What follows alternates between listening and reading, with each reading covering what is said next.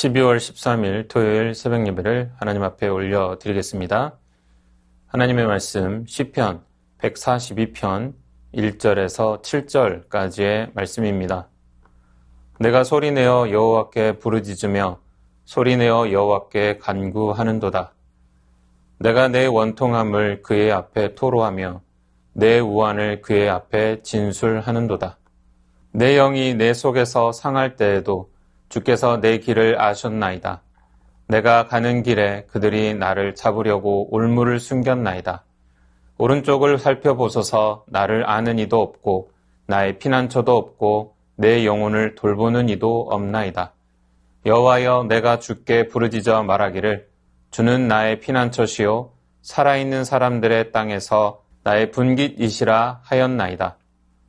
나의 부르짖음을 들으소서. 나는 심히 비천하니이다.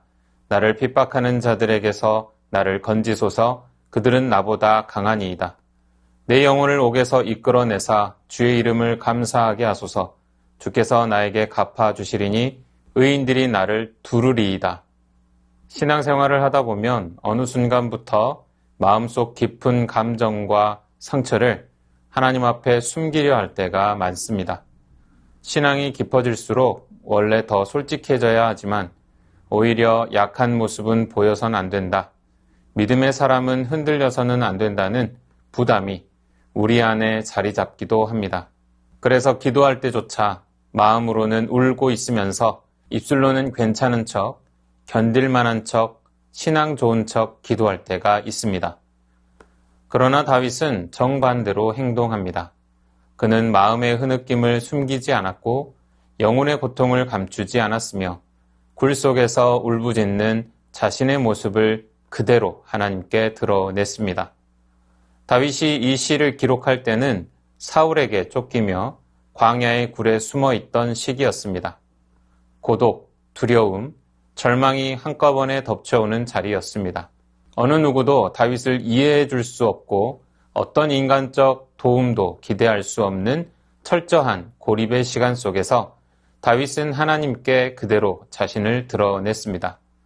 그래서 그는 2절에서 내가 내 원통함을 그의 앞에 토로하며 내 우환을 그의 앞에 진술하는도다 이렇게 고백합니다.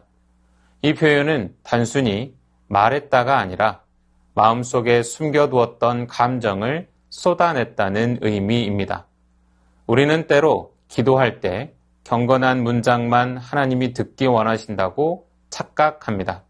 그러나 하나님은 우리의 외적인 단어 선택보다 마음 깊은 곳에 진실한 감정, 상한 심령, 눈물의 고백을 더 기뻐 받으시는 분이십니다. 우리가 감정을 드러낸다고 믿음이 약한 것이 아닙니다. 오히려 하나님 앞에서 솔직해지는 것이 진짜 믿음이며 정직해지는 것이 진짜 신앙입니다. 그러므로 성도 여러분, 하나님 앞에서는 솔직하십시오. 정직하십시오. 감정을 숨기지 말고 있는 그대로 드러내십시오. 하나님은 우리가 무너진 모습으로 나아간다고 해서 실망하시는 분이 아닙니다. 오히려 그 자리에서 상한 심령을 싸매시는 분입니다. 하나님께 다 내어놓는 우리 되기를 소망합니다. 다윗은 3절에서 내 영이 내 속에서 상할 때에도 주께서 내 길을 아셨나이다. 이렇게 고백합니다. 내 영이 상할 때라는 표현은 마음이 부서지고 정신이 흐려지고 모든 힘이 빠져나가는 상태를 말합니다. 그러나 그때 다윗은 한 가지 사실을 붙잡습니다. 바로 하나님이 나의 길을 아신다는 것입니다. 우리가 눈물 속에서 하나님께 정직하게 나아가면 하나님은 우리의 영혼의 상태를 외면하지 않으십니다. 하나님이 아시는 길이 있습니다. 우리가 보지 못하는 길, 절망 속에서도 하나님은 이미 준비하고 계시는 길이 있습니다. 우리가 갇혀있는 좁은 굴 속에서는 아무것도 보이지 않지만 하나님은 굴 밖에서 우리의 인생을 바라보고 계십니다. 그러므로 여러분, 마음 깊은 상처를 하나님께 가져가십시오. 눈물과 함께 고백하십시오. 하나님은 그 고백을 듣고 반드시 일하십니다. 우리가 느끼지 못할 때에도 하나님은 우리의 길을 아시고 우리가 서 있는 자리를 아시며 우리가 어디로 가야 할지를 아십니다.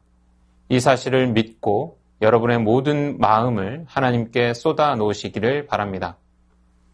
4절에서 다윗은 오른쪽을 살펴보소서 나를 아는 이도 없고 나의 피난처도 없고 내 영혼을 돌보는 이도 없나이다 라고 고백합니다. 그는 철저하게 고립된 상태입니다. 누구도 그의 옆에 서주지 않았고 그의 아픔을 이해해주지 못했습니다. 사람에게 기대고 싶지만 기대지 못하는 현실, 누군가에게 기대려다가 실망한 경험이 다윗에게도 있었습니다. 사람에게 실망하는 순간이 우리의 신앙을 무너뜨리는 순간이 아닙니다. 오히려 하나님께 더 깊이 나아갈 수 있는 기회가 될 수 있습니다. 많은 사람들이 사람에게 실망하면 마음의 문을 닫아버리고 영적으로도 멀어집니다. 관계의 상처가 하나님과의 관계까지 가려버리기도 합니다.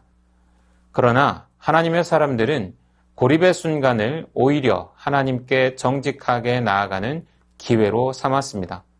그러므로 사람에게서 오는 상실감과 아픔을 하나님께 숨기지 말고 드러내십시오. 하나님께서 여러분의 울음과 상한 마음을 들으시고 여러분의 손을 붙드실 것입니다. 5절에서 다윗은 이렇게 고백합니다. 주는 나의 피난처시요 나의 분깃이시라. 이 고백은 다윗이 굴 속에서 완전히 무너진 상황에서 나온 말입니다. 상황이 좋아졌기 때문에 한 고백이 아닙니다. 여전히 그는 도망자였고 여전히 사울이 칼을 들고 그를 찾아다녔고 미래는 여전히 깜깜했습니다. 그럼에도 그는 하나님을 피난처로 붙듭니다. 이것이 정직한 기도의 열매입니다. 기도하면 상황이 먼저 변하는 것이 아니라 마음이 먼저 변합니다. 하나님께 감정을 쏟아내는 순간 하나님은 영혼의 중심을 다시 잡아주십니다. 두려움이 기도로 바뀌고 불안이 하나님을 향한 신뢰로 바뀌기 시작합니다. 그러니 괜찮은 척하지 마십시오. 강한 척하지 마십시오. 하나님 앞에서는 있는 그대로 나아가십시오. 정직한 기도가 마음을 회복시킵니다. 6절에서 다윗은 이렇게 부르짖습니다. 나의 부르짖음을 들으소서. 여기서 들으소서는 절박한 영혼의 마지막 힘을 짜낸 간절한 기도입니다. 때로 우리의 기도는 화려한 말이 아니라 마지막 남은 숨결로 드리는 신음 같은 기도일 때가 있습니다. 그리고 그 신음을 하나님은 결코 놓치지 않으십니다. 여러분의 울부짖음, 중얼거림 같은 기도, 절망 속에서 건져낸 한마디의 기도, 하나님은 그 모든 기도를 듣고 계십니다. 그러므로 기도를 멈추지 마십시오. 포기하지 마십시오. 하나님은 듣고 계십니다. 7절에서 다윗은 놀라운 반전을 고백합니다. 의인들이 나를 두르리이다. 지금은 굴 속에 갇혀 있지만 그는 믿음으로 미래의 회복을 선언합니다. 혼자 울던 그가 다시 의인들과 함께 찬양하는 자리에 서게 될 것을 믿음으로 바라봅니다. 성도 여러분, 하나님은 정직한 기도를 통해 우리의 마음만 회복시키시는 것이 아니라 우리의 관계도 공동체도 삶의 자리를 새롭게 세우십니다. 지금 여러분이 고립되어 있더라도 관계 속에서 상처받아 움츠러들어 있더라도 하나님은 다시 여러분을 일으키실 것입니다. 그러니 하나님 앞에 마음을 열고 정직하게 나아가십시오. 정직한 기도는 반드시 여러분의 영혼을 살릴 것입니다. 지금 여러분의 마음속 깊은 곳에 누르고 있는 감정이 있습니까? 숨기고 싶은 상처가 있습니까? 말하고 싶지 않은 고통이 있습니까? 그 모든 것을 하나님께 토해내십시오. 정직한 기도는 하나님이 기뻐하시는 기도이며 고난 속에서 하나님을 더 깊이 경험하게 하는 통로입니다. 하나님은 오늘도 여러분의 부르짖음을 들으시며 상한 영혼을 일으키시는 은혜의 하나님이십니다. 그러므로 오늘 이 시간 다시 하나님께 마음을 활짝 열고 고백하시기 바랍니다. 그분 앞에서 솔직해지시기 바랍니다. 그리고 믿으시기 바랍니다. 정직한 기도가 여러분의 영혼을 살릴 것입니다. 말씀을 의지하여 함께 기도하겠습니다. 하나님 앞에서 경건한 척 가장하지 않고 마음의 흐느낌과 깊은 상처를 숨기지 않으며 고통을 있는 그대로 토로하는 정직한 기도를 드리게 하옵소서. 영혼이 상하고 모든 힘이 빠질 때에도 하나님이 나의 길을 아심을 굳게 믿으며 절망의 굴 속에서도 희망의 길을 예비하시는 주님을 신뢰하게 하옵소서. 사람에게 실망하여 마음을 닫지 않고 고립의 순간을 오히려 하나님께 더 깊이 나아가는 기회로 삼아 주님만을 영원한 피난처로 붙들게 하옵소서.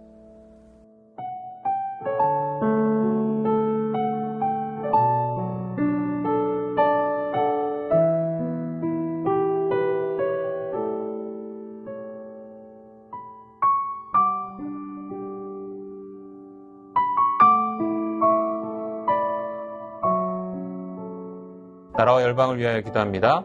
위정자들이 국가와 국민을 위해 지혜롭게 헌신하여 모든 국민이 함께 성장하고 발전하는 나라가 되게 하옵소서. 가나의 기독교 박해가 멈추고 믿음을 지키는 성도들을 보호하여 주시며 복음의 자유가 회복되게 하옵소서. 북한의 지하교회 성도들을 지켜 보호하여 주시며 그들의 믿음이 흔들리지 않게 하시고 신앙의 자유를 허락하여 주옵소서.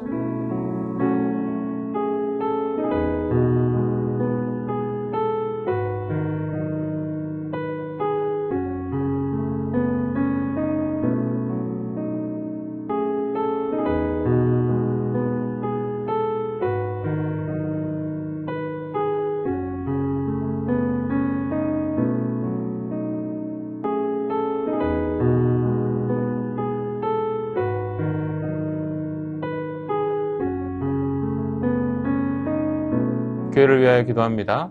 안락한 일상만을 추구하느라 사명을 뒷전에 두는 일이 없게 하시고 누구도 차별하지 않고 모두에게 자리를 내어주는 환대의 공동체 되게 하옵소서. 2026년 각 국과 위원회에 필요한 일꾼들이 세워지고 모든 성도들이 그리스도의 몸 세우기에 동참하고 합력하여 선을 이루게 하옵소서. 담임 목사님께 성령 충만과 능력의 말씀을 허락하시고 복된 목회와 가정 위에 하나님의 은혜가 넘치게 하옵소서.